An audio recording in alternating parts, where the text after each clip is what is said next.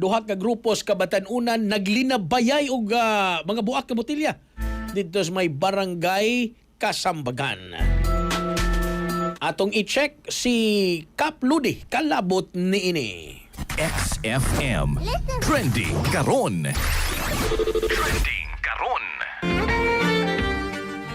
Nabalaka ang pipila ka residente sa Cebu City human nag-viral sa social media. Ang video nga nagpakita sa duha ka grupo sa kabatan-unan nga nagnilabayay og mabuak nga mga botilya sa may barangay Kasambagan. Matod sa mga nagpuyo, kadaghanan sa mga kabatan-unan gikan sa barangay Apas ug kanunay nalambigit sa susamang kagubot sa syudad.